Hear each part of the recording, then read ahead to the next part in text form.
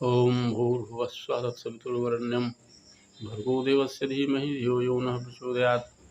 हमारे देश में प्राचीन ज़माने में एक रोमहर्षण सूत नाम के विद्वान पुरुष थे। जाति के शूद्र थे, लेकिन पुराणों के वक्ता थे, बहुत बड़े विद्वान थे और ऋषियों के बीच बैठ कर के पुराणों का संदेश सुनाया करते थे। एक बार उनकी सभा में, प्राचीन ज़माने की बात है, एक बार उनकी सभा में बलराम जी महाराज पधारे। किसी कारणवश उन्होंने बलराम जी को देख करके मनचासी नहीं रह गए, उठे नहीं। उन्होंने उनका स्वागत खड़ा होकर नहीं किया। इस पर बलराम जी बहुत क्रुद्ध हुए और उन्हें मार डाला। उसके बाद तो ऋषियों की सभा में हरकंप मच गया, चारों ओर त्राहिमाम हो गया। अरे इसने, यह आपने क्या कर दिया, क्या कर दिया। उसके बाद बलराम जी ने उनके पुत्र उपवरहन सूत, उनके पुत्र का नाम था उपवरहन। उपवरहन सूत जी को आशीर्वाद दिया और कहा कि आज से आपके बदले यही कथा सुनाएंगे और आपकी के पास जितनी भी विद्वता है, जितना भी ज्ञान है, सब इनके पास होगा और भविष्य में ये सूत जी महाराज के नाम से विख्यात होंगे।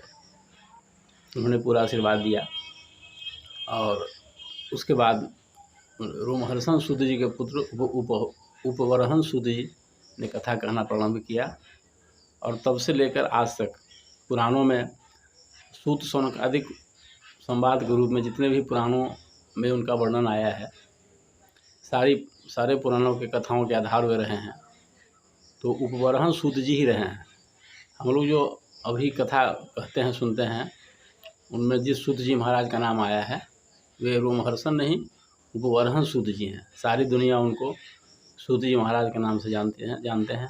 सारी दुनिया उन्हें सूत जी महाराज के नाम से जानती है और जितनी भी कथाएं हैं सब में सूत जी महाराज शौनकादिक ऋषियों के प्रश्न का उत्तर देते हैं और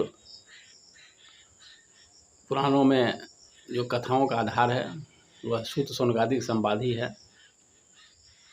ये हमारे देश की प्राचीन परंपरा रही है कि सूत शौनकादिक संवाद के माध्यम से सारे ज्ञान लोगों के बीच दिए जाएं। ऋषियों ने जो चेतना क्षेत्र के वैज्ञानिक उन्हें कहिए, उन्होंने जो शोध किया मानवीय अंतःकरण के संबंध में, उन्होंने जो शोध किया, जो निष्कर्ष निकाला, उसको कथा के माध्यम से जन जन तक पहुंचाने का उन्होंने बीड़ा उठाया और अपने पिता का सारा ज्ञान, सारा सामर्थ्य उन्हें मिला और वही सूत जी महाराज अभी इतिहास में प्रसिद्ध हुए।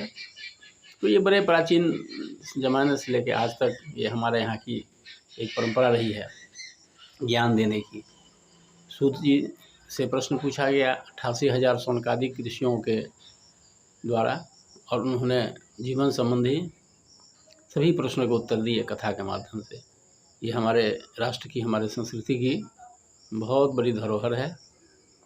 हमें सूत शौनकादिक संवाद के रूप में पुराण अवश्य अध्ययन करना चाहिए और जो सबसे बाद का, जो सबसे नया 18 पुराणों में जो सबसे नया है वो भागवत महापुराण है।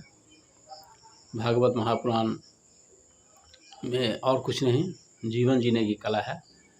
हम लोग मनुष्य हैं और यही नहीं पता है कि हमारे जीवन का लक्ष्य क्या है। कोई कहता है कि हम फलाने पद चाहिए, किसी को ऐश्वर्य की सारी सामग्री चाहिए। ठीक है, वो सांसारिक बातें हैं, मिल जाए अच्छी बात है, लेकिन अपने जीवन लक्ष्य को भी नहीं भूलना चाहिए। हमारे जीवन का लक्ष्य क्या है? परमात्मा की प्राप्ति। तो सूत जी महाराज ने अनेक कथाओं को माध्यम बना करके यही लोगों को बताया कि आप संसार में रहकर भी आपका जो परम धर्म है ईश्वर प्राप्ति का, उसको भूलें नहीं, संसार में रहें। ठीक उसी तरह से रहें जैसे कमल का फूल पानी में रहता है। संसार में रह के भी संसार से निर्लिप्त रहें और सतत अपने ध्येय की प्राप्ति के लिए अग्रसर रहें। आज इतना ही, धन्यवाद।